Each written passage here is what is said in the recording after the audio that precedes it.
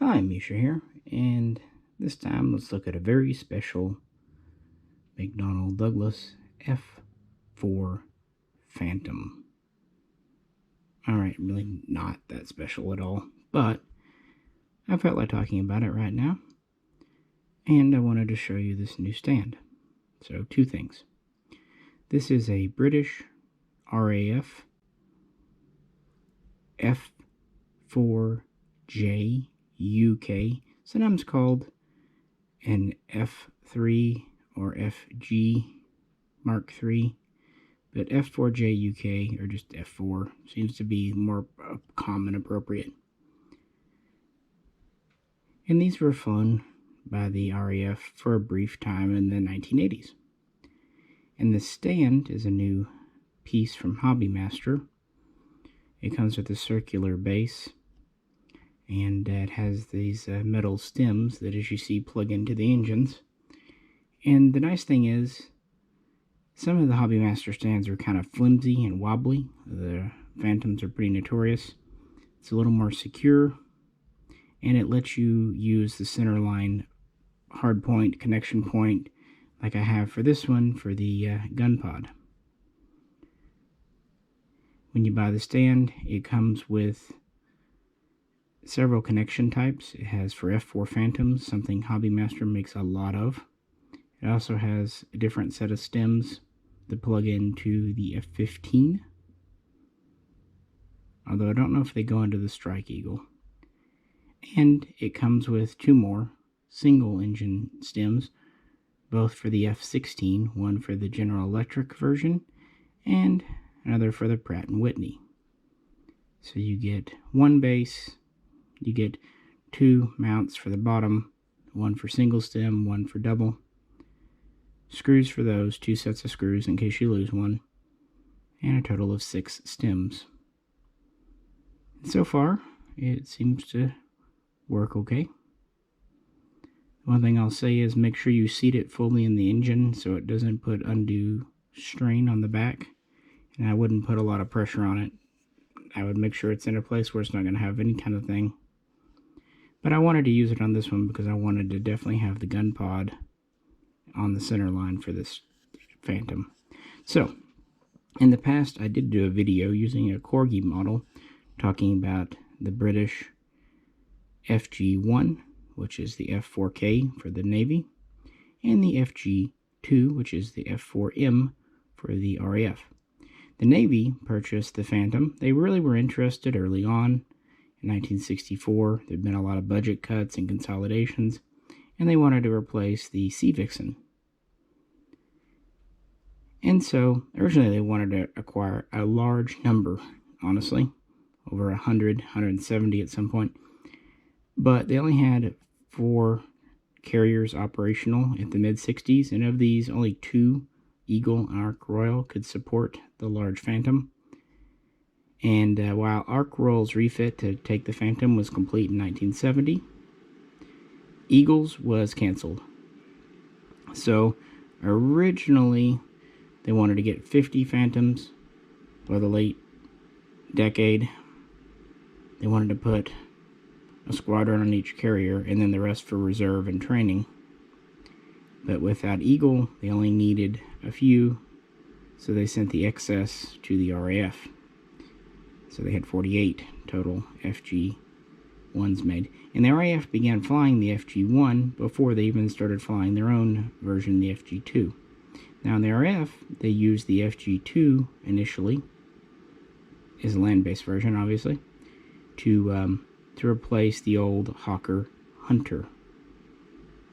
So it was a tactical strike and reconnaissance aircraft. But once the Jaguar came online in the mid-70s, they started using the FG-2 and some of their FG-1s to replace the English Electric Lightning. They also used these to replace the English Electric Canberra bomber. And this is because their original, they had a big series of misfortunes. Yeah, the F-111K being canceled, foremost among them.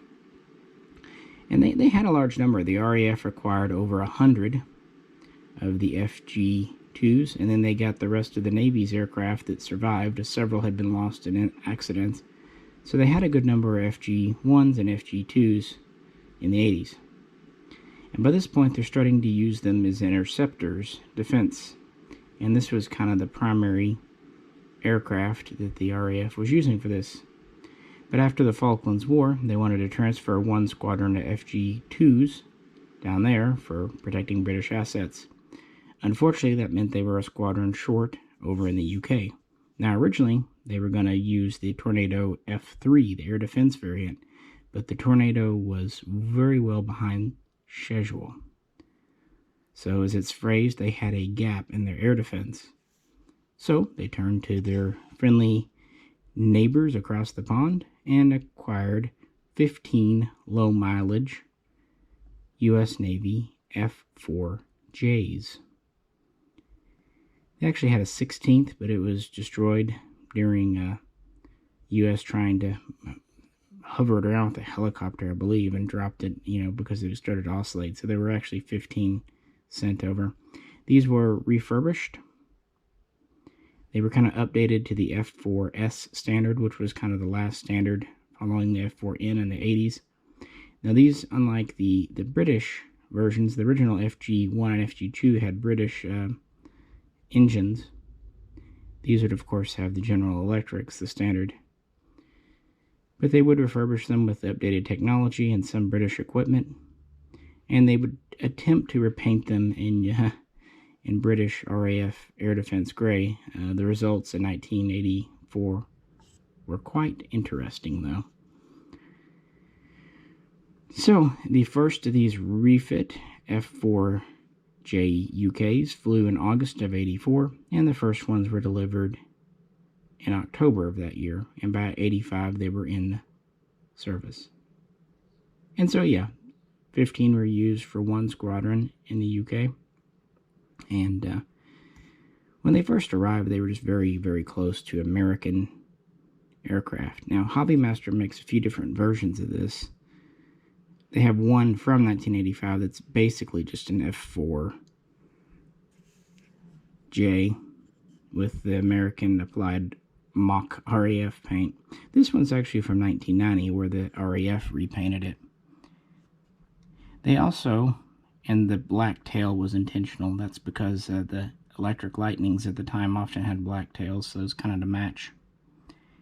They used the British Skyflash missile, which was their variant of the Sparrow, and they used a British variant of the AIM-9 Sidewinder, and they used a British gun pod. And I really wanted to do that. Now, you notice I don't have the tanks on the wings. Typically, at least for short range things, they didn't mount the wing tanks. They would either have the center line gun pod, or if they needed fuel, they would use a center line fuel tank. They could mount all three, but they typically didn't, whereas the FG-1s usually had the two wing tanks. Otherwise, pretty standard loadout. 8 missiles, 4 medium range, 4 short range. They did acquire more and more British equipment. In fact, a lot of the U.S. equipment was stripped out. For example, they had British ejection seats. They had some British avionics, electrical equipment, things of that nature. So they were Britified, but most of it was internal. There's only a few external changes to speak of.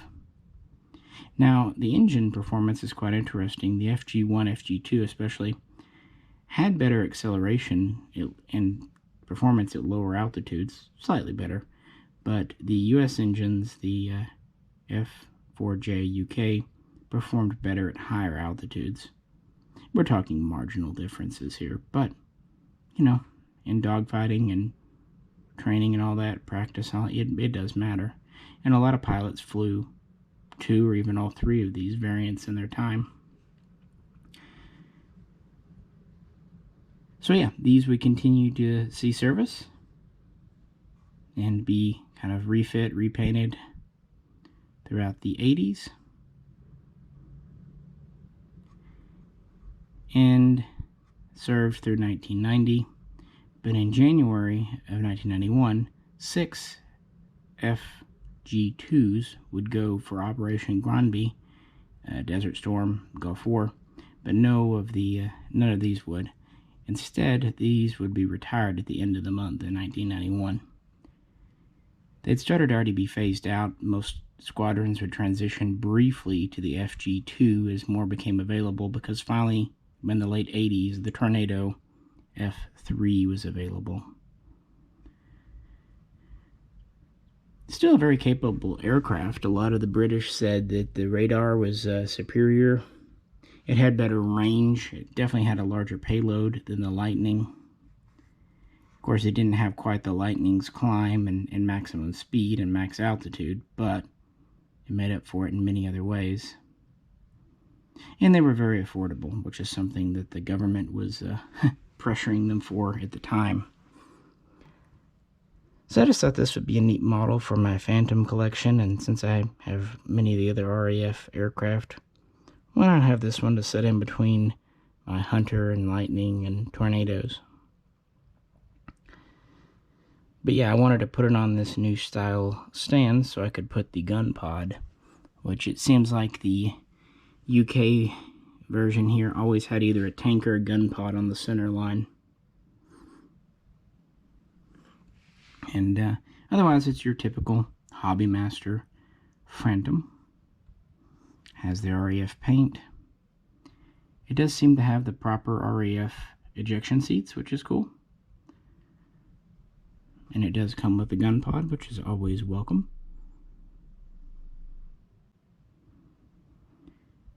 And even though there were 15, I mean, they did serve for over 6 years, nearly 7. So not bad. Just a neat little nod as Britain modernized. Well, if you have any questions or comments, please post them. And as always, if you could, like, share, and subscribe. This is Misha. Catch you very soon. Next time.